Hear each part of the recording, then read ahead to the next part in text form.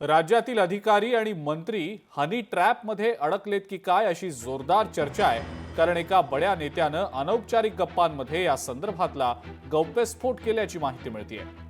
यामध्ये 72 वरिष्ठ अधिकारी, आजी आणि माजी मंत्री यांच्यावर ठपका ठेवला गेल्याचं समजतंय. नाशिकच्या बड्या अधिकाऱ्याचा सुद्धा यामध्ये समावेश असल्याची चर्चा सुरू आहे. नाशिकच्या पंचतारांकित हॉटेलमधला हा सगळा प्रकार असल्याचं समजतंय. हा हनी ट्रॅप होता की अधिकाऱ्यांची रासलीला होती हे देखील अद्याप अस्पष्ट आहे. या बाबतीमध्ये जी प्रथमदर्शनी माहिती जी मी घेतलेली आहे ती ठाण्यामध्ये फक्त एक अशी तक्रार दाखल होती, परंतु ती तक्रार देखील त्यांनी आता मागे घेतलेली आहे.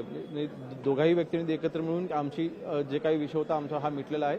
त्यामुळे समन्वयाने त्यांनी तक्रार जी होती ती मागे घेतली गेलेली आहे. त्या व्यतिरिक्त अजून कुठल्याही अशा प्रकारची तक्रार ही ठाणे या विभागाकडे आलेली नाही, म्हणून सध्या तरी इथपर्यंत आपल्याला माहिती उपलब्ध आहे.